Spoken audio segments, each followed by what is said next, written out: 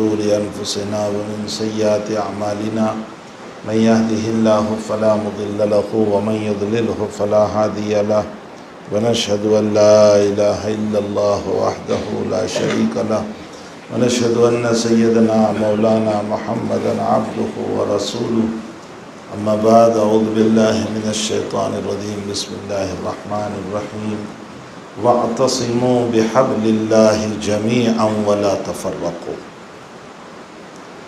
واذكروا نعمة الله عليكم إذ كنتم أعداء فألف بين قلوبكم فأصبحتم بنعمته إخوانا وكنتم على شفا حفرة من النار فأنقذكم منها كذلك يبين الله لكم آياته لعلكم تهتدون صدق الله العظيم۔ واجب التقریم حضرات علماء کرام، بزرگوں، بھائیوں، دوستوں، عزیزوں، اس امت کو اللہ تعالیٰ نے ساری امت پر فضیلت دی۔ ذہن میں ابھی ایک نقطہ آیا، اسی لیے میں نے قرآن منگوا لیا تھا کہ تعالیٰ نے آل عمران کے 90 یا 10ویں رکوع میں سورہ آل عمران کے اس امت کے نبی کی فضیلت بیان فرمائی۔ وَإِذَا أَخَذَ اللَّهُ مِيثَاقَ النَّبِيِّينَ لَمَا آتَيْتُكُم مِّن كِتَابٍ وَحِكْمَةٍ ثُمَّ جَاءَكُمْ رَسُولٌ مُّصَدِّقٌ لِّمَا مَعَكُمْ لَتُؤْمِنُنَّ بِهِ وَلَتَنصُرُنَّهُ۔ اللہ نے تمام نبیوں کی روحوں کو جمع کر کے فرمایا کہ دیکھو میں تمہیں نبی بنا کر بھیج رہا ہوں، لیکن تمہاری موجودگی میں میرا آخری نبی آ جائیں تو کیا تم سب ایمان لے آؤ گے یا ان کی نبوت سے انحراف کرو گے کہ نہیں ہم نبی ہیں، کسی اور کی نبوت ہم نہیں مانتے؟ لَتُؤْمِنُنَّ بِهِ وَلَتَنْصُرُنَّهُ، صرف ایمان نہیں، ان کی مدد بھی۔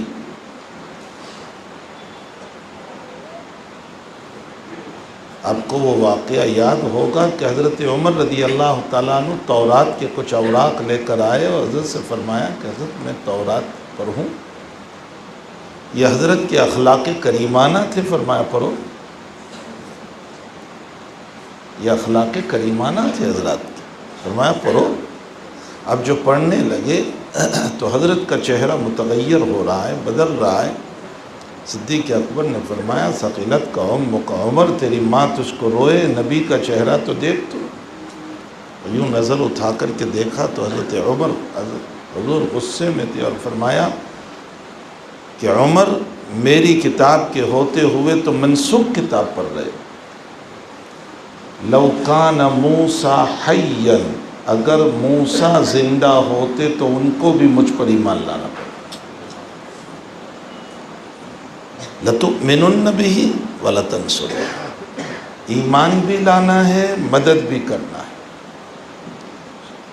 تو اس رکوع میں تو اللہ تعالیٰ نے اس امت کے نبی کی فضیلت بیان فرمائی۔ اس کے بعد والے رکوع میں آل عمران کے اس رکوع کے بعد والے رکوع میں اس امت کے کعبہ کی فضیلت بیان فرمائی۔ اس امت کو جو قبلہ دیا گیا، ان اول بیت وضع للناس للذی ببکۃ مبارکا وہدی للعالمین فیہ آیات بینات، وہ پہلا مکان ان اول بیت وضع للناس جو لوگوں کے لیے بنایا گیا، بیت المقدس کو قبلہ ضرور بنایا گیا بنی اسرائیل کے لیے، لیکن حج جیسی مقدس عبادت انبیاء بنی اسرائیل کے لیے بیت اللہ ہی کو رکھا، بیت المقدس نہیں، بیت اللہ ہی کے ساتھ جوڑا گیا۔ آقا صلی اللہ علیہ وسلم فرماتے ہیں کہ میں نے خواب میں دیکھا کہ موسیٰ علیہ السلام جو ہیں اترے ہوئے ہیں فرشتوں کے سہارے اور کعبہ کا طواف کر رہے ہیں۔ میں نے عیسیٰ علیہ السلام کو دیکھا کہ وہ غسل خانے سے جیسے نکل رہے ہو اور سر سے پانی بہہ رہا ہے، اور حضرت غسل جو ہے کعبۃ اللہ کا طواف فرما رہے ہیں۔ تو اس رکوع کے اندر اس امت کے کعبہ کی فضیلت بیان کی گئی۔ لیکن یہ مسئلہ بھی یاد رکھیں کہ ایک ہے کعبہ کی فضیلت اور ایک ہے کعبہ کا قبلہ ہونا، دو باتیں۔ ایک کعبہ کی فضیلت ہے، کعبۃ اللہ کا قبلہ ہونا۔ وہ عین جو چار دیواری ہے اس کو قبلہ نہیں بنایا گیا، بلکہ اس جہت کو قبلہ بنایا گیا ہے۔ اسی لیے اگر آپ یہاں سے سیدھے چلے تو وہ چہار دیواری تھوڑے ہی سامنے ہوگی، وہ جہت ہے۔ حضرت نانوتوی رحمۃ اللہ علیہ نے قبلہ نما میں اس پر بحث کرتے ہوئے لکھا ہے کہ اگر بالفرض و تقدیر کعبۃ اللہ کو کوئی دشمن اسلام توڑ دیں تو بھی ہم اسی جہت پر نماز پڑھتے رہیں گے، اور ایک وقت آنے والا ہے جب کہ دو کالے انسان آئیں گے اور کعبۃ اللہ کو منہدم کر دیں گے، جو حدیث شریف میں آیا ہے۔ تو اس وقت مسلمان کوئی ختم تھوڑے ہی ہو گئے ہوں گے، مسلمان موجود ہوں گے، لیکن کعبۃ اللہ کو توڑ دیا جائے گا، پھر بھی اسی سمت میں قبلہ رہے گا۔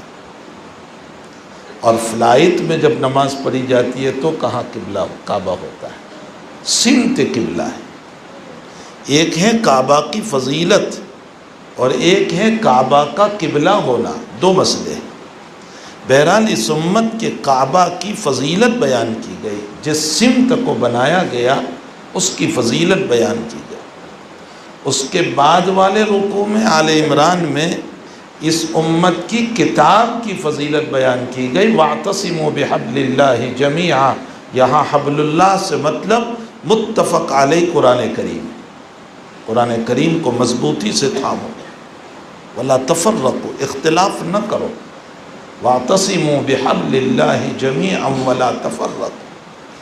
اور جب اس امت کے نبی کی فضیلت ہو گئی، ان کے قبلہ کی فضیلت ہو گئی، ان کی کتاب کی فضیلت ہو گئی، تو اس کے بعد والے رکوع میں اس امت کی فضیلت بیان فرمائی۔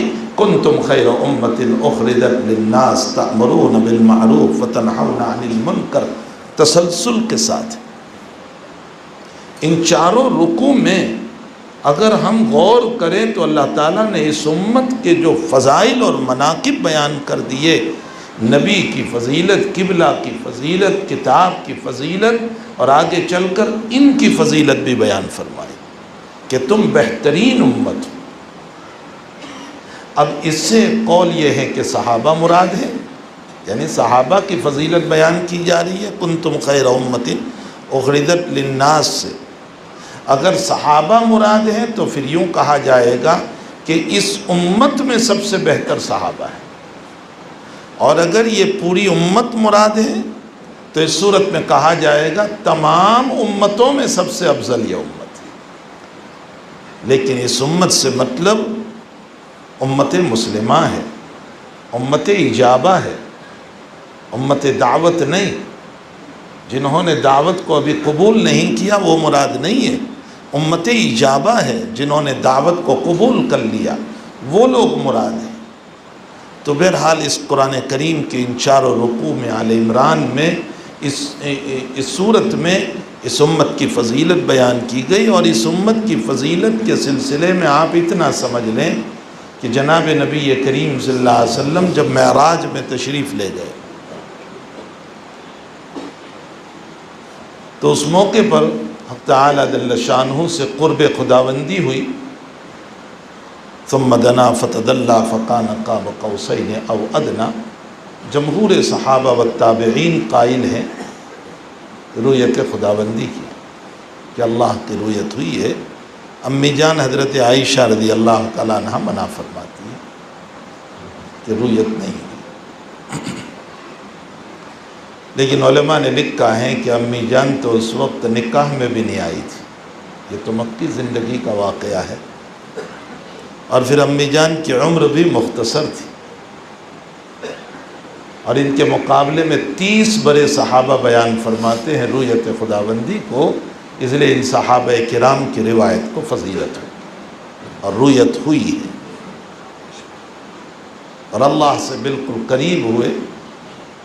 اور یہ جو نقل کر دیا جاتا ہے، اور یہ شیخ سعدی رحمۃ اللہ علیہ نے نقل کیا ہے، اور لوگ اس کو اپنے بیانوں میں پیش بھی کرتے رہتے ہیں، کہ سدرۃ المنتہا کے بعد جبریل امین نے یوں کہہ دیا کہ اب میں نہیں آ سکتا ہوں، آپ اکیلے تشریف لے جائیں،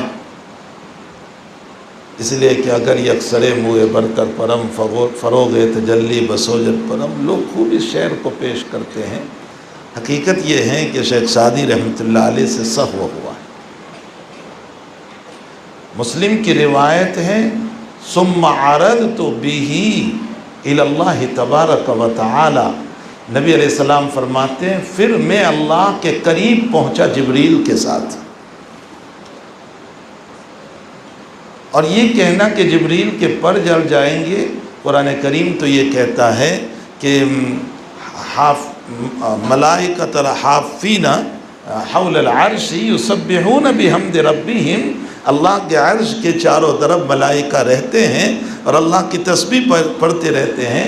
جب عام ملائکہ عرش کے قریب جا سکتے ہیں تو جبریل کیوں نہیں جا سکتے؟ اس لیے شیخ سعدی سے سہو ہو گیا، لیکن لوگ اس کو نقل کرتے رہتے ہیں بہرحال، اور اس شعر کو بھی بڑے ترنم کے ساتھ ہمارے شاہ عطاء اللہ صاحب بخاری رحمۃ اللہ علیہ بہت ترنم سے پڑھتے تھے اس کو۔ خیر، تو جناب نبی کریم صلی اللہ علیہ وسلم کی جب حاضری ہوئی دربار رب میں اور کچھ عنایات ہوئی، بڑوں کے دربار سے بڑی چیزیں ملا کرتی ہے، تو کچھ عنایات ملی، اور وہ عنایات یہ ہوئی کہ 50 نمازیں ملی، اور اس کے ساتھ توبہ ملی کہ امت کے توبہ پر میں معاف کروں گا، اور اس کے ساتھ ساتھ سورہ بقرہ کی کچھ آیات ملی جو اخیر کی ہے۔ تو بڑوں کے دربار سے بڑی عنایات ہوا کرتی ہے۔ نبی اکرم صلی اللہ علیہ وسلم جب اس کو لے کر چلے، اچھا ایک بات ذہن میں آئی، ہمارے حضرت مفتی امام شبیر صاحب رحمۃ اللہ علیہ فرماتے تھے کہ ساری عبادتوں کے لیے وحی کا نزول دنیا میں ہوا، تو آخر نماز میں کیا چیز تھی کہ اس کے لیے آسمانوں میں بلائے گئے؟ ایسی کون سی بات تھی نماز میں کہ اس کے لیے آسمانوں میں بلائے گئے؟ جب حج جیسی عبادت کے لیے نزول وحی کا یہاں ہوا، ایمان جیسی عبادت کے لیے نزول یہاں ہوا، تو پھر حج میں ایسی کون سی خصوص؟ فرمایا اصل تو حق تعالی جل شانہ و من والہ کی طرف سے آقا صلی اللہ علیہ وسلم کا آسمانوں میں جانا وہ اور وجہ سے تھا، اور وہ وجہ سمجھے، وہ یہ تھا کہ اس معراج سے پہلے ایک واقعہ پیش آیا تھا، اور وہ واقعہ اہل طائف کا ظلم تھا، بہت سخت ظلم تھا، بہت سخت ظلم۔ اور طائف کے واقعے سے پہلے آپ کے 2 بازو کٹ چکے تھے، ایک بازو ابو طالب تھے اور ایک بازو خدیجۃ الکبریٰ تھی، اور یہ دونوں بازو کٹ چکے تھے، آپ کے دونوں کی وفات ہو چکی تھی، اسی لیے حضرت نے خود سن نبوی 10 کو عام الحزن نام رکھا، یعنی میرے غم کا سال۔ آپ کی تسلی کا جو سامان تھا، آپ کے تحفظ کا اسباب کے درجے میں جو سامان تھا، میں نے لفظ استعمال کیا ہے اسباب کے درجے میں، کہیں کوئی یہ نہ سمجھے کہ نبی کو اللہ پر یقین نہیں تھا، اسباب کے درجے میں۔ ایک رات نبی علیہ السلام نے فرمایا ہے کوئی جو میری پہرہ داری کرے، مدینہ المنورہ میں حضرت نے خود فرمایا ہے کوئی جو میرے گھر کی پہرہ داری کرے۔ اب رات میں کھٹ کھٹ کی کچھ آواز آئی، تو آپ نے اندر سے پوچھا کون؟ فرمایا سعد ہوں، سعد بن ابی وقاص۔ فرمایا حضرت پہرہ داری کے لیے آیا ہوں، آپ اطمینان سے سو جائیں۔ اور نبی علیہ السلام اطمینان سے سو گئے۔ اسباب اختیار کرنے کو دنیا میں کسی نے منع نہیں کیا، البتہ نظر مسبب الاسباب، سارے اسباب اختیار کر لیں، کاروبار دکان جو چاہیں، نظر اللہ کی ذات پر ہونی چاہیے۔ اگر نظر رب کریم پر ہے تو یہ اسباب برتن ہیں، اس برتن میں ڈالنے والی وہی ذات ہے، یہ تو برتن ہے، اس میں اللہ ہی ڈالنے والا ہے، تو اسباب کا برتن ضرور اختیار کریں، لیکن نظر اللہ پر رکھیں کہ وہ اس میں میرے لیے صحت کو، عافیت کو، تندرستی کو، مالداری کو، ضرورت کو وہ ڈالنے والا ہے۔ اسباب ضرور اختیار کرنے چاہیے۔ خدیجۃ الکبریٰ رضی اللہ تعالیٰ عنہ خود جناب رسول اللہ صلی اللہ علیہ وسلم غار حرا میں تشریف لے جاتے تھے تو کھانا لے کر تشریف لے جاتے تھے، اور کبھی ختم ہو جاتا تو لینے آتے تھے، کبھی خدیجۃ الکبریٰ پہنچاتی تھی۔ یہ اسباب اختیار فرمایا، اسباب سے کوئی منع نہیں کرتا، نظر مسبب الاسباب کے اوپر ہونی چاہیے۔ تو بہرحال ذات اقدس صلی اللہ تعالیٰ علیہ وسلم نے اسباب بھی اختیار فرمائے۔ تو خیر میں یہ کہہ رہا تھا کہ دربانی جو ہے اسباب کے درجے میں اللہ کے حبیب پاک صلی اللہ علیہ وسلم نے یہ فرمایا تھا کہ کوئی ہے جو میری دربانی کرے، اس لیے کہ مدینہ میں آنے کے بعد ابتدائی دور میں یہودیوں کے بڑے خطرات تھے۔ تو آپ کے دو بازو تھے، ایک ابو طالب تھے، خدیجۃ الکبریٰ تھی، اور دونوں کا انتقال ہو گیا 3 دن کے فاصلے سے، جس کی وجہ سے آپ پر بہت غم تھا، بہت غم تھا۔ اسی غم کے بعد آپ کا سفر طائف ہوا، اور سفر طائف کا مسئلہ دنیا والوں کے سامنے ہے۔ بخاری شریف کی روایت میں ہے، امی جان عائشہ صدیقہ رضی اللہ تعالیٰ عنہ پوچھ رہی ہے کہ اللہ کے حبیب پاک صلی اللہ علیہ وسلم احد میں جو آپ پر حالات پیش آئے کہ آپ گر گئے، دانت مبارک آپ کا شہید ہوا، آپ نیچے گر گئے اور آپ کو سر کے اندر کھود کی کڑی گھس گئی اور خون نکل آیا، اس سے بھی زیادہ سخت مصیبت آپ پر کبھی ہوئی ہے؟ آپ نے فرمایا عائشہ اس سے زیادہ سخت مصیبت اہل طائف کی طرف سے پیش آئی۔ آپ نے خود فرمایا کہ اہل طائف کی طرف سے جو میرے ساتھ مسئلہ، اور اس موقع پر طائف کے 2 بڑے تھے، 2 بھائی تھے، اور ان کے پاس حضرت تشریف لے گئے تھے۔ تو ان دونوں نے اولاً تو زبان سے جو حضرت کو تکلیف پہنچائی، ایک نے کہا کہ نبوت کے لیے تو ہی ایک مل گیا، تیرے علاوہ کوئی نہیں ملا، اور دوسرے نے کہا کہ تیری نبوت تجھے مبارک، ہم تجھ سے منہ نہیں لگائیں گے۔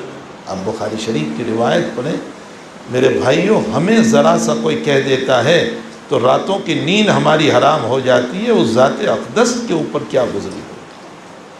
اور پھر اوباشوں کو پیچھے کیا گیا جو 2 تکے کے بھی نہیں تھے، اور حضرت دور چلنے کے بعد بخاری شریف میں ہے کہ جب وہ لوگ واپس ہو گئے تو حضرت سجدے میں گر گئے اور آپ نے اللہ سے دعا کی۔ اس میں جو جملہ فرمایا ہے، آپ نے فرمایا کہ میرے رب آپ نے مجھ کو کن کے حوالے کیا۔ میں کبھی جب اس روایت سے گزرتا ہوں نا طلباء کو پڑھاتے ہوئے، میں بھی کہتا ہوں اللہ اس ملک میں آپ ہم کو کن کے حوالے کر رہے ہیں؟ ان کے حوالے جن کے دلوں میں ذرہ برابر رحم نہیں ہے، جو ہمارے جوانوں کو سلا کر پتھر سے مارتے ہیں، جو آگ میں جلانے سے بھی نہیں ڈرتے اور خوش ہوتے ہیں، جو ہماری بیوہ بیٹیوں کے سینوں کو چیر کر کے پیٹ سے بچہ نکال کر کاٹتے ہیں، اب ان کے حوالے ہم کو کرتے ہیں۔ ہم عاصی ضرور ہیں، ہم مجرم ضرور ہیں، لیکن مولا ہمیں ان کے حوالے نہ کر۔ لا تسلط علینا من لا یرحمنا بذنوبنا انا نجعلک فی نحورہم ونعوذ بک من شرورہم۔ یہ نبی کی دعا ہے جو میں نقل کر رہا ہوں کہ حضرت نے بھی طائف کے موقع پر اللہ آپ نے مجھ کو ان کے حوالے کر، تو نے مجھ کو کن کے حوالے، یعنی آپ پر کیا گزری ہوگی اس وقت۔ لیکن اس کے باوجود قلب مبارک کی وسعت و رحمت تھی کہ آپ نے ارشاد فرمایا اے اللہ کوئی حرج نہیں، یہ ملائکہ آئے ہیں کہہ رہے ہیں کہ ان کو ختم کر دیں، نہیں یہ نہیں تو ان کی اولاد ایمان لائے گی۔ یہ آپ کی وسعت تھی، آپ کی وسعت رحمت تھی، آپ کی دریا دلی تھی۔ آپ چونکہ رحمت للعالمین تھے، اس لیے آپ نے یہ جملے ارشاد فرمائے۔ امام غزالی نے ایک بڑی پتے کی بات لکھی ہے۔ امام غزالی رحمۃ اللہ علیہ فرماتے ہیں کہ معبود کا اثر عابد پر پڑتا ہے، معبود کا اثر عابد پر پڑتا ہے۔ جس کا معبود پتھر ہو ان کے عابدوں کے دل بھی پتھر ہوں گے، ان میں رحم نہیں ہوگا، ان میں کوئی چیز داخل نہیں ہوگی۔ اور جن کا معبود رحمان و رحیم ہے وہ کیسے ہی سفاک شرابی اور کبابی اور جوا کھیلنے والا ہوگا، لیکن اس کے دل میں رحمت ہوگی۔ اس کے کسی کونے میں رحمت بہتی ہوگی۔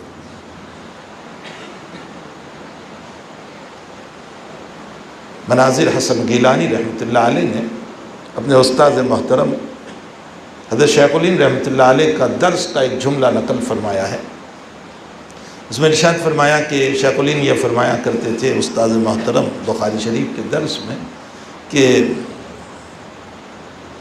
جو لوگ فاسق و فاجر ہوتے ہیں تو مومن لیکن فاسق و فاجر ہوتے ہیں تو وہ محبت رسول لیے ہوئے نہیں ہوتے، یعنی حب رسول ان میں نہیں۔ یہ گفتگو نقل کی ہے حب الرسول من الایمان والے باب کے تحت کہ وہ جو فاسق و فاجر ہے، نماز نہیں پڑھتے، روزہ نہیں رکھتے، تو وہ حب رسول نہیں ہے ان کو۔ ہمارے حضرت شیخ یونس صاحب قدس سرہ نے اس قول کی تردید فرمائی، لیکن بڑے پیارے انداز میں۔ حضرت اکثر ایک جملہ فرمایا کرتے تھے، میں بروں کی تردید تنقیص کے لیے نہیں کرتا ہوں۔ جملہ سنیں علماء، آج کل ہمارا حال یہ ہے کہ تنقیص، فرمایا بروں کی تردید تنقیص کے لیے نہیں کرتا ہوں، بروں کی تردید تحقیق کے لیے کرتا ہوں تاکہ ایک مسئلہ سامنے آئے۔ اور پھر بڑے پیارے انداز میں فرمایا کہ مناظر حسن گیلانی رحمۃ اللہ علیہ نے درس نقل کیا ہے، اور طالب علم جب درس نقل کرتا ہے نا تو استاد بولتا جاتا ہے، طالب علم آدھا سمجھتا ہے آدھا نہیں سمجھتا ہے، نقل کرتا رہتا ہے، تو کیا سے کیا استاد نے بولا ہوتا ہے نقل کر دیتا۔ ہمارے شیخ مولانا زکریا صاحب رحمۃ اللہ علیہ نے ایک مرتبہ فرمایا ابتداً عرس جائز تھا، ابتداً عرس جو ہے وہ جائز تھا، پھر فرمایا بات پوری سنو، باہر جا کر یہ نقل نہ کرنا کہ زکریا بدعتی ہے جو عرس کے جواز کا فتویٰ دے رہا ہے۔ ابتداً عرس جائز تھا، اور عرس کی حقیقت یہ ہوتی تھی کہ جب شیخ کا انتقال ہو جاتا تھا تو مریدین یہ کہا کرتے تھے کہ حضرت کا تو انتقال ہو گیا، اب سننا سنانا ختم ہو گیا، حضرت کی مجلس ختم ہو گئی، تو اب کیا کیا جائے؟ تو اچھا جنہوں نے شیخ سے جو سنا ہے وہ سنائیں، مریدین آپس میں مل کر کے سنائیں ایک دوسرے کو، تو اچھا اس کے لیے ایک دن جمع ہو جایا کریں سارے مریدین۔ تو اب کس دن جمع ہو تو اس میں یہ طے ہوتا تھا کہ شیخ کی وفات جس دن ہوئی ہے اسی دن جمع ہو جائے، شیخ کی وفات جس دن ہوئی ہے نا اسی دن جمع ہو جائیں تاکہ کچھ قرآن شریف کی تلاوت ہو جائیں، کچھ سننا سنانا ہو جائے۔ فرمائیں اس حد تک بالکل جواز تھا، اس میں کسی کا انکار نہیں، لیکن پھر آگے مسئلہ یہ ہونے لگا کہ اب جمع ہونے کے بعد چادر بھی چڑھنے لگی اور فلاں بھی ہونے لگا، فلاں بھی ہونے لگا، یہ سب غلط مسائل آ گئے، ورنہ ابتدائی حقیقت تک اس کا بالکل جواز تھا۔ تو درس ہوتا ہے، طالب علم کیا سے کیا نقل کر دیتا ہے۔ فرمایا مناظر حسن گیلانی رحمۃ اللہ علیہ یہ اچھے انداز میں تردید ہے۔ فرمایا حضرت شیخ الہند نے کیا فرمایا ہوگا اور مناظر حسن صاحب نے کیا نقل کر دیا۔ شیخ نے فرمایا کہ کبھی ایک انسان حب رسول میں خوب عبادت کرتا ہے لیکن جذبات کی کمی ہوتی ہے، اور کبھی ایک انسان شرابی کبابی اور مومن ہے، عبادت میں نہیں آگے لیکن جذبات رسول بہت ہوتے ہیں اس کے دل میں۔ فرمایا یہ بھی ایمان ہے یہ بھی ایمان ہے، دونوں ایمان، ایک جذبات ہے، بعض مرتبہ تہجد گزار بڑا عابد زاہد لیکن شان رسالت کی گستاخی پر دب کر بیٹھ جائے گا، نہیں یار میں نہیں نکلوں گا، میں کچھ نہیں کہوں گا۔ اور بعض مرتبہ شرابی کبابی انتہائی جگاری اور بدتمیز بے نماز، ایک نماز نہیں پڑھتا لیکن شان رسالت پر گفتگو ہو جائیں اور کوئی توہین رسول کر دے وہ جان دے دیتا ہے۔ محبت یہ بھی ہے، محبت یہ بھی، دونوں ہی محبت ہوا کرتی ہے۔ لکھنؤ کا واقعہ ہے، کسی زمانے میں شان عائشہ میں کسی نے گستاخی کی تھی اور بڑی زبردست گستاخی کی تھی، ایسا ہی فاسق و فاجر انسان تھا، غصہ آ گیا کہ میری ماں کی توہین، بس اس نے مسئلہ تمام کر دیا۔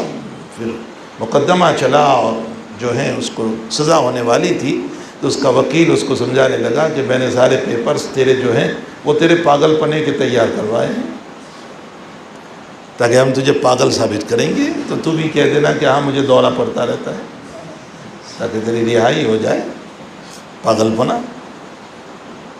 تو قربان جائیے اس جوان پر، اس نے جواب دیا کہ ساری زندگی میں ایک کام تو عقل کے ساتھ کیا ہے، اس کو بھی پاگل پنے میں لے جاؤ۔ فرمائے عشق رسول میں جو مسئلہ ہو مجھے سنایا جائے، منظور ہے مجھے، ایک کام تو عشق رسول کا ہوا۔ تو بہرحال شرابی اور کبابی کے اندر بھی ہمیں ان کی حب رسول کا انکار نہیں کرنا چاہیے۔ یہ تو مجھے ضمناً بات یاد آ گئی ہمارے شیخ یونس صاحب قدس اللہ سرہ کی۔ تو میں یہ کہہ رہا تھا کہ جناب نبی کریم صلی اللہ علیہ وسلم جب معراج میں تشریف لے گئے تو ہمارے مفتی شفیع صاحب یہ فرماتے ہیں کہ اصل مسئلہ یہ ہوا کہ ادھر ابو طالب اور خدیجۃ الکبریٰ کی وفات، پھر ادھر طائف کا سفر جس میں حضرت کے ساتھ بڑا مسئلہ، اور پھر آپ کی تسلی کا سامان نہیں بن رہا تھا۔ جو جتنا لطیف ہوتا ہے نا اس کو تکلیف بھی بہت ہوتی ہے، جو جتنا لطیف اس کو تکلیف زیادہ۔ حضرت کو بہت تکلیف تھی، آپ کو کون تسلی دے سوائے اس کے کہ رب کریم آپ کو تسلی دے۔ تو فرمایا کہ کبھی کوئی آدمی ہمارا دوست بہت پریشان ہوتا ہے حالات میں، مصائب میں، تو ہم اس کو اپنے گھر بلا لیتے ہیں کہ مولانا ہم اپنے گھر آ جائیں، 2-4 دن رہیں اطمینان سے، انشاءاللہ تعالی ہم آپ کو کچھ نہیں، آپ کی تسلی ہو جائے گی وغیرہ۔ حق تعالیٰ نے تسلی کے لیے معراج کا سفر کروایا۔ فرمایا بنیاد اصل یہ تھی۔ البتہ جب حضرت وہاں پہنچے ہیں اور جو مقام آپ کو ملا، فَقَانَ قَابَ قَوْسَيْنِ أَوْ أَدْنَىٰ فَأَوْحَىٰ إِلَىٰ عَبْدِهِ مَا أَوْحَىٰ، اور قربت رب نصیب ہوا آپ کو، تو اس رحمت للعالمین کو اپنی امت یاد آ گئی، اس لیے کہ ہر شفیق باپ کو اپنے بیٹوں کی ترقی کی فکر ہوتی ہے، اور ہر شفیق استاذ کو اپنے شاگرد کی ترقی کی فکر ہوتی ہے، اور ہر شفیق شیخ کو اپنے مرید کی ترقی کی فکر ہوتی ہے۔ ہمارے آقا ہمارے باپ بھی ہیں، ہمارے والد بھی ہیں، ہمارے استاذ بھی ہیں، ہمارے پیر بھی ہیں، سب کچھ ہے۔ آپ کو وہاں اپنی امت یاد آ گئی کہ یہ مجھے جو مقام ملا ہے میری امت کو کب ملے گا۔ علیم بذات الصدور یہ جانتا تھا کہ میرا محبوب اپنی امت کو یاد کر رہا ہے، تو اللہ نے فرمایا میرے محبوب میں تیری امت کو ایک عمل دینے والا ہوں، اگر تیری امت اس عمل پر عمل کر لے گی تو وہی مقام ملے گا جو تجھے ابھی نصیب ہوا ہے، اور وہ نماز کا مسئلہ ہے۔ اسی کو جناب رسول اللہ صلی اللہ علیہ وسلم نے فرمایا ان العبد یتقرب الی اللہ تعالی بالسجود، بندہ سجدے کے ذریعے سے اللہ کے قریب ہو جاتا ہے، اتنا ہی قریب ہوتا ہے جیسا کہ اللہ کے نبی علیہ السلام قریب ہوئے۔ فَقَانَ قَابَ قَوْسَيْنِ أَوْ أَدْنَىٰ، تو اس سلسلے میں نماز ملی اور آپ نماز لے کر کے آئے۔ میں اس امت کی فضیلت پر بتا رہا تھا، 7ویں آسمان پر واپسی میں خلیل اللہ علیہ السلام کی ملاقات ہو رہی ہے، آپ نے یہ تو فرمایا کہ اپنی امت کو سلام کہنا، روایت میں ہے، اور کہنا کہ بھئی جنت چتی المیدان ہے، تسبیحات پڑھو، یعنی تمہارے حق میں اللہ تعالیٰ نے ایک فارم رکھا ہے، بڑا باغ رکھا ہے، اب اس میں درخت جو ہے وہ تمہیں لگانے ہیں، تو تم جتنی تسبیحات پڑھو گے اتنے لگیں گے۔ ہمارے حضرت کی الیواقیت الغالیہ فی الاحادیث العالیہ اہل علم کو مطالعہ کرنا چاہیے، اس میں بہت سارے اشکالات کا جواب ہے۔ کسی نے حضرت شیخ کو، ہمارے حضرت شیخ یونس صاحب کو سوال کیا تھا کہ ایک طرف روایت میں ہے کہ 10ویں محرم کو گھر والوں کو اچھا کھانا کھلاؤ، کیا یہ روایت ثابت ہے؟ دوسری طرف ہے کہ روزہ رکھو، صحیح روایت میں، تو یہ تو تعارض سا نظر آ رہا ہے۔ حضرت نے فرمایا کہ کھلانے کی نیت بالکل ثابت ہے، اور جو ہے حسن درجے کی روایت ہے، اس کا انکار نہیں کیا جا سکتا، لیکن اپنے گھر والوں کو مراد ہے، یعنی اپنے گھر والوں کو کھلاؤ۔ اب یہ کہ تمہیں تعارض نظر آ رہا ہے تو اس تعارض کی کوئی مسئلہ ہی نہیں ہے، دن بھر روزہ رکھا جائے اور مغرب میں اچھا کھانا کھلا دیا جائے، اپنے گھر والوں کو، تعارض ختم ہو گیا، روزہ بھی ہو جائے گا، گھر والوں کو کھانا کھلانا بھی ہو جائے گا۔ تو الیواقیت الغالیہ فی الاحادیث العالیہ اپنے پاس رکھو، یہ حضرت ہی کا رکھا ہوا نام ہے جو اپنی حیاتی میں خود رکھ کر کے گئے تھے۔ تو خیر میں یہ کہہ رہا تھا کہ خلیل اللہ علیہ السلام سے ملاقات ہوئی، اور حضرت خلیل اللہ علیہ السلام نے یہ تو فرمایا کہ اپنی امت کو سلام کہنا اور کہنا کہ جنت چتی المیدان ہے، جتنی تسبیحات پڑھو جتنے درخت لگیں گے، لیکن نہ یہ پوچھا کہ کیا تحفہ ملا، نہ کوئی اور گفتگو کی۔ چھٹے آسمان پر موسیٰ علیہ نبینا علیہ الصلوۃ والسلام سے ملاقات، اور فرمایا کیا تحفہ ملا، کا 50 نمازیں، اور وہ مشورہ دے رہے ہیں کہ آپ جائیے واپس اور کچھ کم کرائیے۔ اب یہ کہ حضرت موسیٰ علیہ السلام تو بنی اسرائیل کے نبی ہیں، اس امت کو سب سے زیادہ تعلق ابراہیم علیہ السلام سے، ملت ابیکم ابراہیم هو سماکم المسلمین، قربانی انہی کی سنت ہے، کعبہ انہی کا بنایا ہوا ہے، ہمارا نام مسلمان انہوں نے ہی رکھا، ہمارے نبی ان کے مانگے ہوئے۔ آپ فرماتے ہیں جدی و مجدد الانبیاء، میرے بھی دادا ہیں اور بنی اسرائیل کے بھی دادا ہیں۔ تو اس امت سے تعلق ابراہیم علیہ السلام کا تھا، آپ کو کہنا چاہیے تھا کہ جاؤ کچھ کم کراؤ۔ موسیٰ علیہ السلام تو بنی اسرائیل کے نبی ہیں، آپ نے کیوں مشورہ دیا؟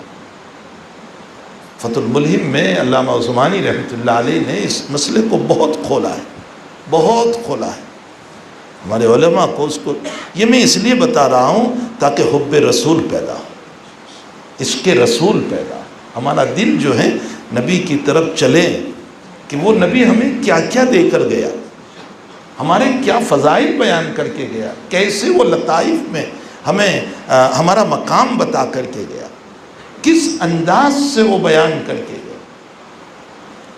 تو حضرت موسیٰ علیہ نبینا علیہ السلام نے کیوں مشورہ دیا؟ علامہ عثمانی رحمۃ اللہ علیہ فرماتے ہیں کہ جب ایک پتا اللہ کی اجازت کے بغیر نہیں گرتا اور ایک قطرہ اللہ کی اجازت کے بغیر نہیں، تو موسیٰ آسمانوں میں بیٹھ کر کے بغیر اجازت کے کیسے بول سکتے؟ معلوم ہوتا ہے انتخاب موسیٰ کا اللہ ہی کی طرف سے ہوا، اور موسیٰ کا انتخاب اس لیے ہوا کہ حضرت موسیٰ علیہ السلام نے دعا فرمائی تھی اس امت کی فضیلت کو دیکھ کر کہ اللہ میرا ان میں جانا ہو جائے اس امت میں۔ تو وہ دعا تو اس امت میں ان کا آنا نہیں ہوا، لیکن اللہ تعالیٰ نے موسیٰ کو مشیر بنا کر، مشورہ دینے والا بنا کر اشارہ فرمایا کہ موسیٰ ویسے تو تمہارا جانا نہیں ہوگا، لیکن اس کے نبی جو جا رہے ہیں آج مشورہ دے کر ہی ان کی امت میں شریک ہو، مشورہ دے کر ہی ان کی امت میں شریک ہو جاؤ۔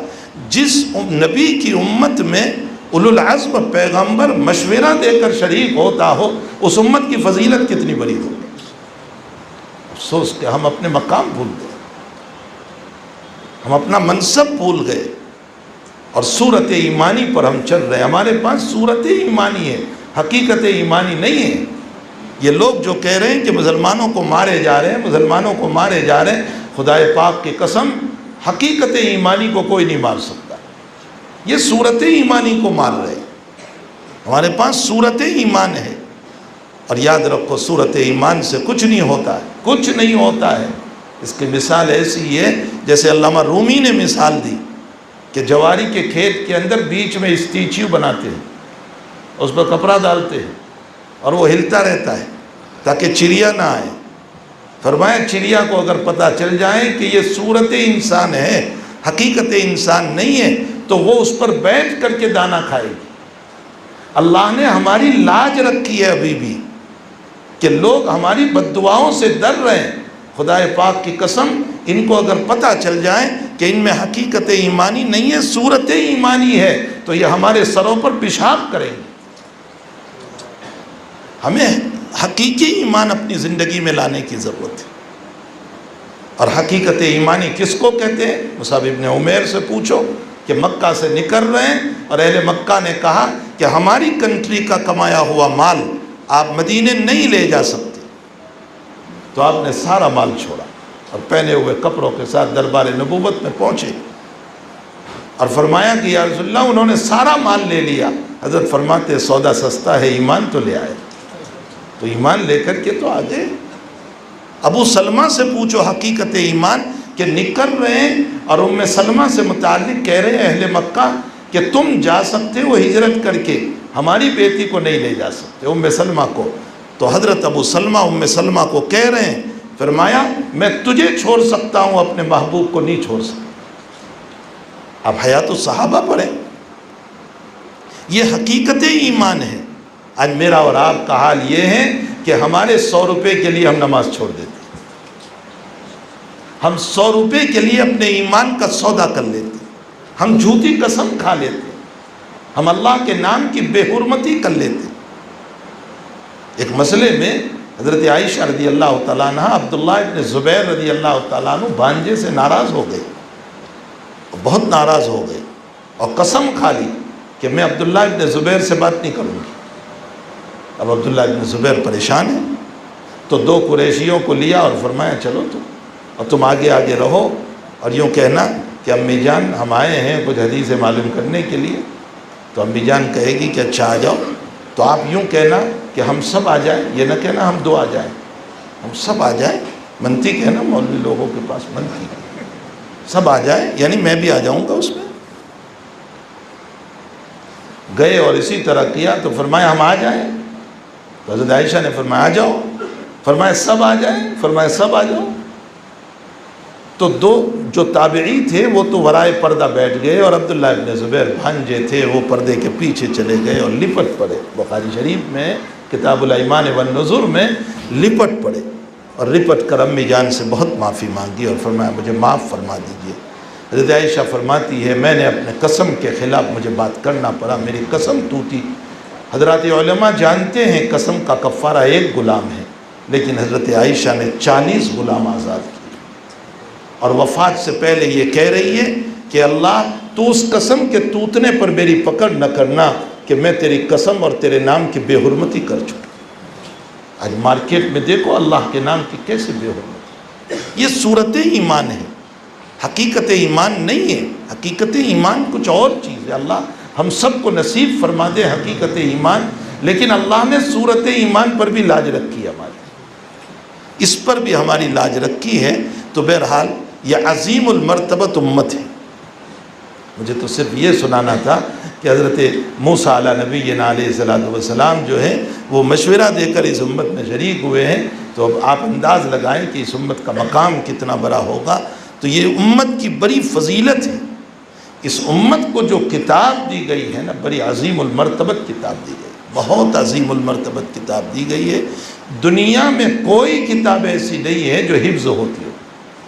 تورات لے لو، زبور لے لو، انجیل لے لو، دنیا کی اور کتابیں لے لو، آسمانی ہو غیر آسمانی ہو، کوئی کتاب حفظ نہیں ہو سکتی ہے۔ صرف واحد قرآن کریم ہے کہ جس کا حفظ ہوتا ہے، اور حفظ بھی ایسا ہوتا ہے کہ بچہ فراتے کے ساتھ پورا قرآن بھی سنا دیتا ہے۔ میرا ابھی احمد آباد کے ایک جلسے میں جانا ہوا، 3 بچوں نے، ایک بچے نے 152 دن میں حفظ قرآن کیا، 152 دن 5 مہینے، ایک بچے نے 6 مہینے میں، ایک بچے نے اور کچھ 7-8 مہینے میں، اور پھر ان تینوں بچوں نے ایک نشست میں پورا قرآن سنایا، اور کسی کی 2 غلطی، کسی کی 4 غلطی، کسی کی 6 غلطی، صرف واحد قرآن ہے۔ پھر اس قرآن کی خصوصیت یہ ہے کہ دنیا کی بہتر سے بہتر کتاب جو ہے وہ آپ 1 مرتبہ پڑھیں، 2 مرتبہ پڑھیں، وہ اکتاہٹ آ جاتی ہے، چاہے بہترین ناول کیوں نہ ہو، لطائف کی کتاب کیوں نہ ہو، اکتا جائیں گے آپ 2 مرتبہ 3 مرتبہ، اس سے زیادہ نہیں پڑھو گے۔ قرآن مقدس ایک ایسی کتاب ہے کہ ساری زندگی پڑھو اکتاہٹ نہیں آتی، کبھی اکتاہٹ ہی نہیں آتی۔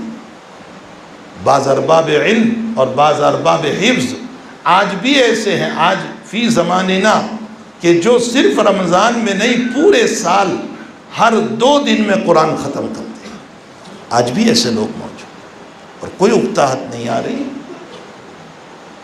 پھر یہ عظیم المرتبت کتاب کا حال یہ ہے کہ اس کے ہر حرف پر نیکی، ہر حرف پر، ہر لفظ پر نہیں، ہر حرف پر۔ قربان جائیے رسول اللہ صلی اللہ علیہ وسلم پر حضرت جب مثال بھی دے رہے ہیں نا، تو کیسی مثال دے رہے ہیں؟ انا لا اقول الف لام میم حرف بل الف حرف و لام حرف و میم حرف، یہ 30 نیکیاں ملے گی۔ حضرت نے مثال الف لام میم سے دی، امت کو اشارہ کیا کہ میں جس سے مثال دے رہا ہوں اس کا معنی دنیا میں کوئی نہیں جانتا، پھر بھی 30 نیکی ہے۔ معلوم ہوتا ہے کہ بغیر سمجھے پڑھو گے تو بھی نیکی ملے گی۔ کچھ لطیفہ سمجھ میں آیا؟ حضرت نے لفظ ایسا بولا ہے الف لام میم، یہ نہیں فرمایا کہ ذالک الکتاب، اس کا تو معنی ہوتا ہے، لا ریب فیہ اس کا معنی ہوتا ہے، ھدی للمتقین اس کا معنی ہے، الف لام میم کا کوئی معنی نہیں۔ اور حضرت اس کی مثال دے رہے ہیں۔ معلوم ہوتا ہے کہ بغیر سمجھے بھی قرآن پڑھو گے ثواب اپنی جگہ۔ دیکھیں ایک ہے قرآن کو سمجھنا، وہ مسلم ہے اپنی جگہ، اعمال کے لیے، زندگی بنانے کے لیے، لطف اور پیار کے لیے، تعلیمات نبوی کے لیے، تعلیمات قرآنیہ کے لیے ہمیں یقیناً قرآن کو سمجھنا چاہیے۔ لیکن یہ کہنا کہ یہ رٹنے سے کیا فائدہ ہوا، ہم ان کو جواب دے رہے ہیں کہ فائدہ یہ ہوا کہ یہ وہ کتاب ہے کہ جس کو کوئی مٹا نہیں سکتا بالفرض والتقدیر۔ ساری دنیا کے قرآن کو لیاذ باللہ ثم لیاذ باللہ جلا دیا جائے، یہ بچے 2 دن کے اندر پھر قرآن کو لے آئیں گے، جن کے سینے میں قرآن محفوظ ہوا ہے۔ اور یہ بچوں نے جو پڑھا ہے ان کے ہر حرف پر نیکی عطا اللہ تعالیٰ نے عطا فرمائی ہے۔ تو نیکی کا مسئلہ، ثواب کا مسئلہ اپنی جگہ مسلم ہے۔ اقرا ورتقی ورتل کما کنت ترتل، جو حضرت نے فرمایا جناب نبی کریم صلی اللہ علیہ وسلم نے، اس میں یہ فرمایا پڑھتا جا اور چڑھتا جا۔ وہاں بھی اعمال اور اس کے فہم کا مسئلہ نہیں آیا ہے، بس وہاں تو پڑھتا جا اور چڑھتا جا، تیرا قرآن والناس جہاں پورا ہوگا وہاں تیری منزل ہوگی۔ اب دنیا میں جس انداز سے پڑھتے ہوں گے اسی انداز سے وہاں بھی پڑھیں گے، اللہ تعالیٰ ترقیات درجات دیتا جائے گا اور جنت کے درجات کو بلند سے بلند تر عطا کرتا جائے گا۔ تو یہ سارے فضائل جو ہے نا، اس لیے آپ یہ نہ سمجھیں کہ صرف حفظ سے کیا فائدہ، اس لیے کہ بہت سے لوگ بولتے رہتے ہیں حفظ سے۔ بھائی حفظ کا ایک فائدہ تو یہ ہے کہ قرآن کریم محفوظ ہے، اور انا نحن نزلنا الذکر جو ہے اس کی حفاظت کی ترکیب ہی یہ ہے کہ اللہ سینوں میں بٹھائے گا۔ یہ حقیقت اس آیت کا مصداق ہی یہ لوگ ہیں جو حافظ قرآن ہو رہے ہیں۔ اور پھر اس کے ساتھ الف لام میم سے مثال دینا، یہ اس بات کی دلیل ہے کہ باعث ثواب، باعث خیر و برکت۔ پھر خیرکم من تعلم القرآن وعلمہ، سب سے بہتر۔ میں نے ابھی آتے ہوئے کہا، میں نے کہا عجیب و غریب، یہ حدیث تو معلمین کی فضیلت بھی دلالت کر رہی ہے، متعلمین کی فضیلت بھی، لیکن لوگ متعلمین کی فضیلت میں تو اس کو پیش کرتے ہیں، بیچارے معلمین کی فضیلت پر کوئی پیش نہیں کرتا اس کو۔ حالانکہ اس حدیث شریف میں خیرکم من تعلم القرآن، متعلمین، وعلمہ، پڑھانے والے جو لوگ ہیں، پڑھنے والے اور پڑھانے والے، تو علماء کی فضیلت بھی اس میں ہے اور پڑھنے والوں کی فضیلت بھی اس میں ہے۔ لیکن ان بچوں پر تو اس حدیث کو پیش کیا گیا، ان کے استاذ پر پیش نہیں کیا جاتا۔ دونوں پر یہ حدیث شریف ہے، معلمین پر بھی متعلمین پر بھی۔ اس لیے ہدیہ طلبہ ہی کو نہیں ملنا چاہیے، استاذ کو بھی ملنا چاہیے۔ ہدیہ جو ہے وہ صرف طلبہ ہی کو نہ ملے، استاذ کو بھی دیا جائے۔ فضیلت تو دونوں کی ہے بھائی، محنت تو دونوں نے کی ہے۔ اہل علم کی قدردانی کرو۔ خدا پاک کی قسم، مجھے حضرت تھانوی رحمۃ اللہ علیہ کا وہ جملہ یاد آیا کہ حضرت میرٹھ کے جلسے میں تشریف لے گئے تھے، اور کسی نے یوں کہا کہ حضرت لوگ یہ کہتے ہیں کہ یہ مولوی لوگ جو ہیں یہ تنخواہ خاموں کا لے رہے ہیں، ان کو تنخواہ دی جا رہی ہے، بلا وجہ کی تنخواہ ہے۔ حضرت اقدس تھانوی رحمۃ اللہ علیہ نے میرٹھ کے جلسے میں فرمایا تھا کہ جو عالم بخاری اور قرآن جیسے عظیم المرتبت آسمانی علوم کو سمجھ سکتا ہے، کیا وہ تجارت کو نہیں سمجھ سکتا؟ فرمایا جو آسمانی علوم کو سمجھ سکتا ہے اس کے لیے تجارت کا سمجھنا بہت آسان ہے۔ فرمایا ان کو تنخواہ دینا چھوڑ دو۔ حضرت نے اپنے ہندوستان کے اعتبار سے مثال دی، یہ کل سے روٹی اور دال بیچ کر کے زندگی گزار لے گا۔ یہ مثال دی حضرت نے کہ یہ روٹی اور دال بیچ کر کے زندگی گزار لے گا، لیکن 10 سال نہیں گزریں گے کہ تمہاری اولاد مرتد ہو جائے گی۔ حضرت نے 10 سال کہیں، میں 2 سال کہتا ہوں فی زمانے نا۔ جو حالات ہیں نا، جو کلچر اس وقت چل رہا ہے، جو باطنی دعوت جو چل رہی ہے، ان حالات میں، ان بے حیائیوں کے دور میں 2 سال نہیں گزریں گے اگر یہ مدارس نہیں ہوں گے، یہ تمتماتے چراغ اگر نہیں ہوں گے، جس کو بھی بجھانے کی جو کوششیں کی جا رہی ہے، اگر یہ چراغ بھی نہیں ہوں گے تو 2 سال نہیں گزریں گے کہ ہماری اولاد مرتد ہو جائے۔ اور یہ خوب یاد رکھے کہ دنیا کی تعلیم کے بغیر زندگی گزر سکتی ہے، لیکن ایمان کے بغیر نہیں گزر سکتی۔ ایمان عظیم المرتبت دولت ہے، یہ ایسی دولت ہے جو وفات سے لے کر حشر تک اور حشر سے لے کر جنت تک۔ اور لوگ یہ پوچھتے رہتے ہیں کہ عبادتوں پر کیا ملتا ہے؟ آپ تو ثواب صرف بیان کرتے ہیں، وہ تو سب آخرت کی باتیں ہیں، تو ہمیں تو کیش چاہیے، چونکہ کیش کی دنیا ہے، ہمیں کیش چاہیے، دنیا ہی میں کچھ ملے ہمیں عبادتوں پر۔ تو حق تعالیٰ قرآن میں کیش بھی دے رہا ہے۔ اللہ تعالیٰ قرآن کریم میں فرماتے ہیں کہ جب تم میری عبادت کرتے ہو نا، میرا ذکر کرتے ہو نا، عبادت ذکر ہے، اقیم الصلاۃ لذکری، نماز قائم کرو میرے ذکر کے لیے۔ تو جب تم میرا ذکر کرتے ہو نا، تو اس صورت میں تمہیں قلبی سکون نصیب کر دیتا ہوں۔ کیا آیت ہے وہ؟ اس وقت میرے ذہن میں نہیں آ رہی۔ الا بذکر اللہ تطمئن القلوب، اللہ کے ذکر سے قلب کا اطمینان نصیب ہوتا ہے۔ فرمایا ثواب اپنی جگہ، لیکن میں تمہیں کیس دیتا ہوں کہ تم سکون کے لیے مارے مارے پھر رہے ہو، دوائیں کھا رہے ہو، اس سے تعویذیں لے رہے ہو۔ فرمایا میری عبادت کرو گے تو میں تمہیں دل کا اطمینان نصیب فرما دوں۔ یہ کیس ہے یا نہیں؟ اللہ تعالیٰ کیس دے رہے ہیں ہم کو۔ آخرت کا ثواب اپنی جگہ ہے۔ الا بذکر اللہ تطمئن القلوب، ہمارے دلوں کو اللہ تعالیٰ اطمینان دے دیتا ہے، سکون دے دیتا ہے۔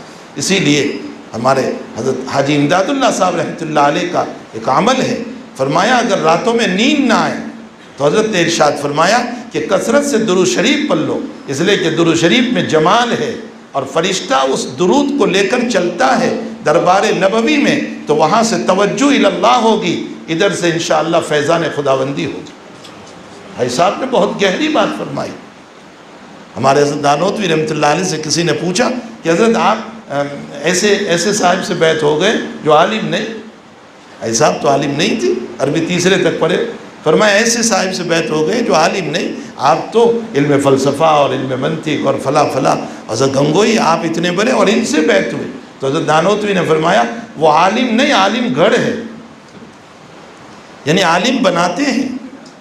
حضرت گنگوئی نور اللہ مرکزہ کے باب میں لکھا ہے کہ سارے لوگوں کے خطوط حاجی صاحب پر جاتے تھے مکہ شریف، حاجی صاحب کا کوئی خط، حضرت گنگوئی کا کوئی خط نہیں جاتا تھا۔ تو ایک مرتبہ حاجی صاحب نے کہلوایا مولوی رشید احمد کو کہہ دینا، سب کے حالات معلوم ہوتے ہیں، آپ کے حالات نہیں معلوم ہوتے۔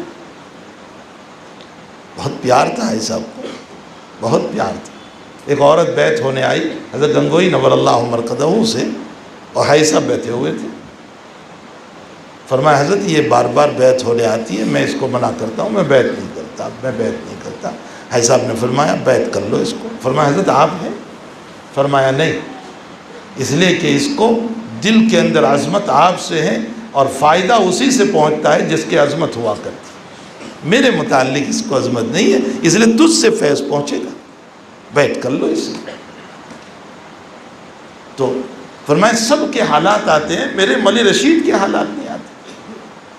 تو پھر حضرت نے ایک خط لکھا، چھپا ہوا ہے حضرت کا خط، ہمارے محدثین نے اس خط کو بخاری شریف کے درس میں نقل کیا، بڑا عجیب و غریب علم بھرا خط ہے، جس میں حضرت لکھتے ہیں، فرمایا حضرت اس نالائق کے کیا حالات جس کے سامنے ہر وقت آخرت کی فکر لگی ہو، اور پھر فرمایا حضرت اتنا ہے کہ آپ سے بیعت ہونے سے پہلے مجھے حدیث کے الفاظ نظر آتے تھے، بیعت ہونے کے بعد معانی نظر آنے لگی۔ یہ ہے اہل اللہ کی صحبت۔ میں نے جگہ جگہ کہا، مسلم شریف میں روایت ہے کہ جب لوگ جنت میں چلے جائیں گے تو اللہ تعالیٰ سے پوچھیں گے کہ اللہ پٹھان والی کی مسجد میں کچھ لوگ تھے جو ہمارے ساتھ نماز پڑھتے تھے، روزہ رکھتے تھے، حج کیا ہمارے ساتھ، یصومون معنا ویصلون معنا ویحجون معنا، اور وہ جنت میں نظر نہیں آ رہے، وہ کہاں چلے گئے؟ فرمائیں گے ان کے گناہ کی کثرت کی وجہ سے وہ جہنم میں، جاؤ سفارش کر کے لے آؤ۔ ہمارے اکابر فرماتے ہیں کہ اہل اللہ کی صحبت وہاں بھی جہنم سے نکلنے میں کام آئی۔ اللہ والوں کی صحبت جو ہے، اللہ والوں سے تعلق جو ہے نا، وہ بہت بڑی چیز ہے۔ اہل اللہ سے تعلق رکھو، اپنے آپ کو مستغنی نہ سمجھو، اپنے آپ کو دور نہ رکھو اللہ والوں سے۔ تو فرمایا حضرت پہلے حدیث کے الفاظ اور اب حدیث کے معانی نظر آنے لگے۔ اور دوسری بات حضرت نے اس میں لکھی کہ حضرت بیعت ہونے کے بعد مجھے تعریف کرنے والے اور برائی کرنے والے دونوں برابر نظر آنے لگے۔ میں برائی کرنے والوں کی برائی سے مجھے صدمہ نہیں ہوتا اور تعریف کرنے والوں سے میں خوش نہیں ہوتا۔ فرمایا یہ حضرت بیعت کا فائدہ ہے۔ ایک تیسری بات بھی لکھی جو میرے ذہن میں نہیں ہے، بہرحال حقیقت یہ ہے کہ کسی نے حاجی صاحب سے فرمایا کہ ان لوگوں سے کہ تم حاجی صاحب، فرمایا وہ عالم گھڑ ہے۔ تو حاجی صاحب نے فرمایا نیند نہ آتی ہو درود شریف پڑھو، جمال ہے اور اس جمال کی وجہ سے نیند کو اللہ تعالیٰ تمہیں ڈال دے گا۔ کہنے کا مطلب یہ ہے کہ اللہ بذکر اللہ تطمئن القلوب، اللہ کے ذکر سے جو ہے دلوں کو سکون، یہ کیس ملتا ہے۔ باقی آخرت تو اپنی جگہ ہے ہی۔ تو یہ عظیم المرتبت کتاب جو ان بچوں نے اپنے سینے میں اتاری ہے، اللہ تعالیٰ ان کے دلوں میں اس قرآن مقدس کو تا قیام قیامت قائم دائم فرمائے۔ اللہ تعالیٰ ان بچوں کو اس کی تلاوت کی بھی توفیق عطا فرمائے۔ مبارک ہے وہ والدین جنہوں نے اپنی اولاد کو اس کے اندر لگایا ہے، خوش نصیب ہے وہ اولاد جنہوں نے اپنی اولادوں کو حافظ قرآن بنایا۔ بہت بڑی دولت ہے، بہت بڑی دولت ہے۔ حقیقت یہ ہے کہ جس کو قرآن کی دولت مل گئی سمجھ لو سب کچھ مل گیا۔ کنز العمال میں علامہ علی متقی رحمۃ اللہ علیہ نے روایت نقل فرمائی کہ اذا مات حامل القرآن قال اللہ تعالی لعرضی یا عرضی لا تاکل جسدہ، قالت العرض یا رب کیف آکل جسدہ وفی قلبہ کلامک۔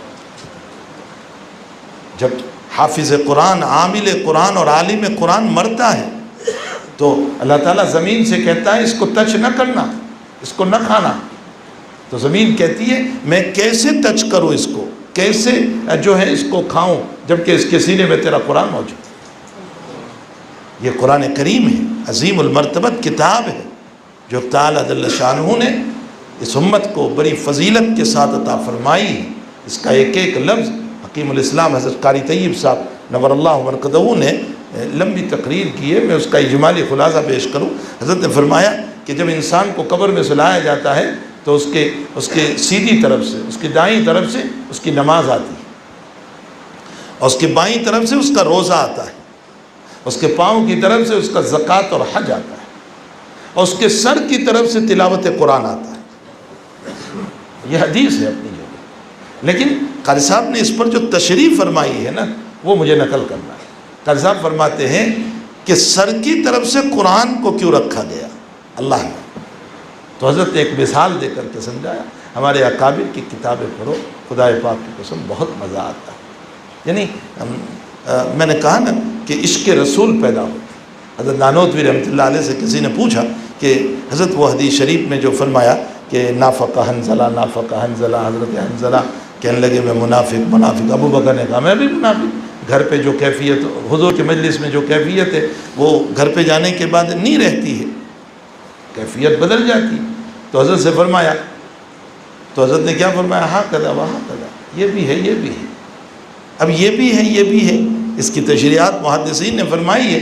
ہمارے حضرت نانوتوی نے جو تشریح فرمائی ہے، میں نے جب علماء کی مجلس میں اس تشریح کو نقل کیا، واقعی وہ کہنے لگے کہ ہمارے اکابر کو رازی اور غزالی جیسا علوم دیا تھا۔ کیا فرمایا؟ حضرت نانوتوی فرماتے ہیں کہ اس کو مثال سے سمجھو۔ فرمایا سمندر میں طغیانی آتی ہے، پانی جوش مارتا ہے نا، اور یہ جوش کن دنوں میں؟ جب چاندنا ہوتا ہے، 13، 14، 15 جب چاندنا ہوتا ہے نا تو طغیانی آتی ہے، جوش آتا ہے، بہت جوش سے پانی آتا ہے۔ اور پھر جب اندھیرا چھانے لگتا ہے تو وہ طغیانی ختم ہوتی ہے، پانی آہستہ آہستہ بندر موجیں ختم ہونے لگتی ہے۔ حضرت نانوتوی فرماتے ہیں سمندر کا پانی نہیں بھرا، پانی تو اتنا ہی ہے، روشنی کی وجہ سے طغیانی اور جوش آ گیا، اور جب اندھیرا ہوا تو پھر اس صورت میں وہ پانی سمٹ کر کے اندر جانے لگا، پانی بھرا نہیں اور پانی کم بھی نہیں ہوا۔ فرمایا کہ مطلب یہ ہے کہ حضرت کی مجلس میں بیٹھنے سے جو روشنی پڑتی ہے تو حنظلہ اور ابو بکر تمہیں جوش آ جاتا ہے، اور جب تم اپنے گھر پہ جاتے ہو تو وہ جوش نہیں رہتا ہے، باقی ایمان اتنا ہی ہے جتنا میری مجلس میں۔ کیسے بہترین انداز میں حدیث شریف کو سمجھایا ہے۔ تو بہرحال حکیم الاسلام قاری طیب صاحب فرماتے ہیں کہ سر کی طرف سے قرآن اس لیے آتا ہے کہ اس کو مثال سے سمجھایا کہ جب کسی کو پھانسی کا حکم ہو جائے تو اس صورت میں اس کے باپ دادا میں، اس کے بڑوں میں کسی کو کوئی ایوارڈ ملا ہو تو وہ مجرم جو ہے اس ایوارڈ کو سر پہ رکھتا ہے اور سر پہ رکھ کر کے کہتا ہے کہ دیکھو حکومت نے میرے باپ داداؤں کو یہ ایوارڈ دیا تھا، میں اس ایوارڈ کا واسطہ دے کر کے تمہیں کہتا ہوں مجھے معاف کر دو۔ یہ قدیم زمانے میں رواج تھا کہ اس ایوارڈ کو سر پر رکھتے تھے اور اسے پناہ مانگتے تھے اور کہتے تھے کہ ہمیں پناہ دے دیجئے اس ایوارڈ کے واسطے سے۔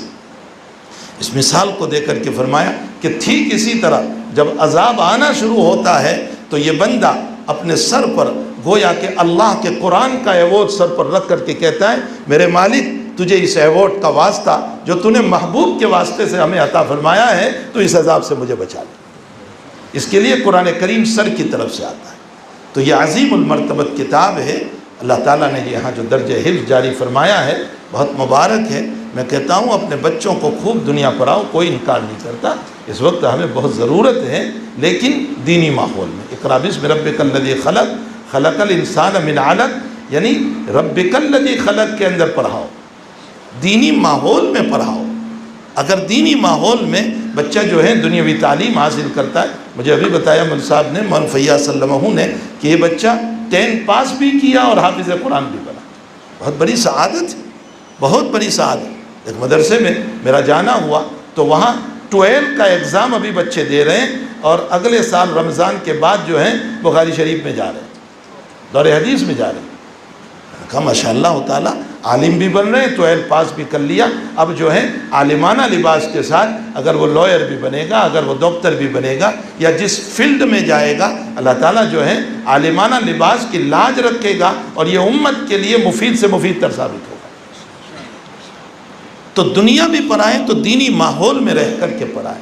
اب تعالیٰ اس مدرسے کو دن دوگنی رات چوگنی ترقی عطا فرمائے، مولانا کی محنت کو قبول فرمائے، ان کے والدین کے لیے، ان کے اساتذہ کے لیے اور اس پوری مجلس کے لیے اور اس مسجد والوں کے لیے اور اس مسجد کے اندر جو منتظمین ہیں، جو ذمہ داران ہیں، جو اس مسجد سے وابستہ ہیں، مصلیان ہیں، اللہ جل شانہ تمام ہی کا حصہ ان بچوں میں نصیب فرمائیں اور ان کے حفظ قرآن میں اللہ تعالیٰ ہمیں بھی شامل فرما کر ان کے قرآن کی برکت سے اللہ ہم سب کی مغفرت فرما دے۔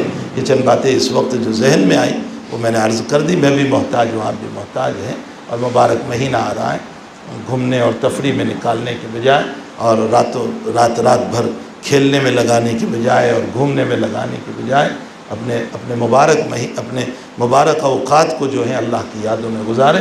زندگی میں مبارک مہینہ دوبارہ ہے یا نہیں ہمیں نہیں پتہ ہے، اور وہ حدیث آپ نے بار بار سنی ہوگی جس میں یہ فرمایا 3 بد دعائیں ہیں، اس میں ایک بد دعا یہ بھی ہے کہ رمضان المبارک کا مہینہ ملے اور اس کی بخشش نہ۔ ہمارے حضرت شیخ رحمۃ اللہ علیہ نے اس حدیث کو جب نقل کیا ہے تو فضائل اعمال میں لکھا ہے، حضرت فرماتے ہیں کہ جبریل کی بد دعا کیا کم تھی کہ پھر حضور پاک صلی اللہ علیہ وسلم کی آمین نے تو اور زیادہ سخت بنا دیا۔ یہ حضرت شیخ نے لکھا ہے، اس پر 2-3 باتیں میں بڑھاتا ہوں۔ ایک تو جبریل کی بد دعا، اور ایک حضور پاک صلی اللہ علیہ وسلم کا آمین، اور تیسرا مسجد نبوی، اور چوتھا منبر رسول۔ آپ انداز لگائیں کہ کتنی سخت بد دعا کہ رمضان المبارک کا مبارک مہینہ ملے اور ہماری بخشش نہ ہو، ہمیں رحمت نہ ملے، ہماری مغفرت نہ ہو۔ ہم سے بڑھ کر اللہ کی نظر میں نالائق کون ہوگا، گرا ہوا کون ہوگا، ذلیل کون ہوگا؟ اس لیے 11 مہینے بہت گھوم لیا، بہت تفریح کر لی، ایک مہینہ تھوڑا سا اللہ کے لیے جو ہے ہم لگا لیں۔ اور ان راتوں کو، اور ہمارے شیخ مولانا زکریا صاحب رحمۃ اللہ علیہ اپنی خانقاہ میں یوں فرمایا کرتے تھے جب اعتکاف شروع ہوتا تھا، خوب کھاؤ، خوب پیو، باتیں نہ کرو۔ فرمایا کرتے تھے باتیں نہ کرو، اس لیے کہ باتیں غیبت پر لے جاتی، برائیوں پر لے جاتی۔ تو رمضان میں بھی کہتا ہوں خوب کھاؤ، خوب پیو، سو جاؤ، لیکن روزہ کو صحیح ادا کر لو، 5 وقت کے فریضے کو ادا کر لو۔ اگر اس طرح پر بھی رمضان گزر گیا تو انشاءاللہ بہترین ہوگا، کم سے کم غیبت اور برائیوں سے تو بچ جائیں گے۔ ورنہ تو روزہ پھٹ جائے گا ہمارا۔ اللہ تعالی ہم تمام کو رمضان مبارک کے انوار و برکات سے مالا مال فرمائے۔ کیا ہے تو دعا درود شریف پڑھ لیجیے۔ بسم اللہ الرحمن الرحیم۔ سبحانک اللہم و بحمدک و تبارک اسمک و تعالی جدک و لا الہ غیرک۔ سبحان اللہ و بحمدہ سبحان اللہ العظیم۔ سبحان اللہ و بحمدہ عدد خلقہ و رضا نفسہ و زنۃ عرشہ و مداد کلماتہ۔ اللہم صلی علی سیدنا حبیبنا و شفیعنا و سندنا مولانا محمد مبارک وسلم۔ اللہ ہمارے گناہوں کو معاف فرما، ہمارے قصوروں سے درگزر فرما، ہمیں تائبین میں سے بنا، ہمیں عابدین میں سے بنا، ہمیں زاہدین میں سے بنا، ہمیں مصلیین میں سے بنا۔ اے اللہ ہمیں اپنے محبوبین میں سے بنا، اللہ ہمیں اپنے محبوبین میں سے بنا، اللہ ہمیں اپنے محبوبین میں سے بنا۔ اے اللہ ہمیں مغضوب علیہم میں سے نہ بنا، جن پر تیرا غضب اترا، جن پر تو ناراض ہوا، جن پر تیرا قہر اترا، اے اللہ ان میں سے ہمیں نہ بنا۔ جو گمراہ ہو گئے اللہ ان میں سے ہمیں نہ بنا، ہمیں نیک لوگوں میں سے بنا۔ وحب الصالحین ولست منہم لعل اللہ یرزقنی صلاحا۔ اے اللہ تیرے نیک بندوں سے محبت کرتے ہیں، اس کے صدقے میں ہمیں بھی آپ کی محبت عطا فرما دیجیے۔ اللہ آپ کی محبت عطا فرما دیجیے۔ اللہم انا نسألک حبک وحب من یحبک وحب عمل یقربنا الیک۔ اللہ ایسے اعمال کی توفیق دے جس سے آپ راضی ہوتے ہیں، جس سے آپ خوش ہوتے ہیں۔ اللہ ان بچوں کے قرآن کو قبول فرما، ان کے سینے میں تا قیام قیامت محفوظ فرما، ان کو اس قرآن کی قدردانی کی توفیق عطا فرما۔ ان کے والدین، اقربا، رشتہ دار، استاذ اور اللہ پوری مجلس اور مسجد کے ذمہ داران، اللہ سب کی مغفرت فرما، سب کے درجات بلند فرما۔ ہمیں اپنی اولادوں کی فکر نصیب فرما۔ اے اللہ یعقوب علیہ السلام کی وہ فکر جو آپ نے وفات کے موقع پر فرمائی تھی، ام کنتم شہداء اذ حضر یعقوب الموت اذ قال لبنیہ ما تعبدون من بعدی۔ اے اللہ ہمیں بھی اپنی اولادوں کے متعلق ان کے ایمان کی فکر نصیب فرما، ان کے اعمال صالحہ کی فکر نصیب فرما، ان کی پاکیزہ زندگی کی فکر نصیب فرما۔ اے اللہ ان کی طہارت والی زندگی کی ہم سب کو فکر عطا فرما۔ اللہ ہماری اور ہماری نسلوں کی غلط راستوں سے، غلط صحبتوں سے، غلط دوستیوں سے، غلط تعلقات سے اللہ پوری حفاظت فرما۔ بیماروں کو شفا عطا فرما، مرحومین کی مغفرت فرما۔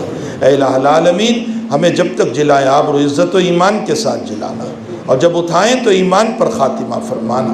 اے اللہ نمازوں پر خاتمہ فرمانا، سجدوں میں خاتمہ فرمانا، اے اللہ روزوں پر خاتمہ فرمانا۔ اے اللہ آنا تو ہے ہی تیرے پاس، ہر ایک کو آنا ہے، لیکن اے اللہ ایسے نہ بلانا جیسے ایک مجرم کو بلایا جاتا ہے، اللہ ایسے بلانا جیسے ایک مہمان کو بلایا جاتا ہے۔ اے اللہ ارجعی الی ربک راضیۃ مرضیہ کے پروانے کے ساتھ ہم سب کو بلا لینا۔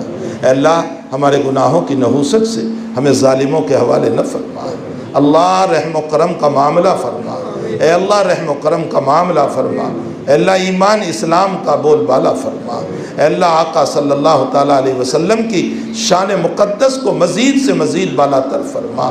اے اللہ اس دین اور شریعت کی حفاظت کی ہم سب کو توفیق عطا فرما، اس قرآن کی حفاظت کی توفیق عطا فرما، ہمارے مدارس کی حفاظت فرما، مکاتب کی حفاظت فرما۔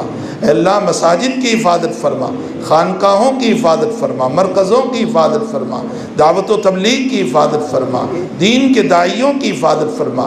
اے اللہ امت کے اختلاف کو دور فرما، امت کو ایک بنا نیک بنا، امت کو ایک بنا نیک بنا، امت کو ایک بنا نیک بنا۔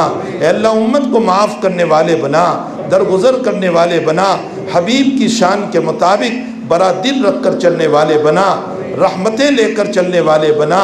اے اللہ کینے سے، حسد سے، بغض سے، عداوتوں سے، نفرتوں سے اے اللہ ہمارے سینے کو صاف اور پاک فرما۔ اللہ ہمارے اہل و عیال کو معاف فرما، ہمارے بیوی بچوں کو معاف فرما، ہمارے والدین کو معاف فرما، ہمارے اقارب کو معاف فرما، پوری امت مسلمہ کو معاف فرما۔ اللہ پوری امت مسلمہ کو معاف فرما، پوری امت مسلمہ کو معاف فرما۔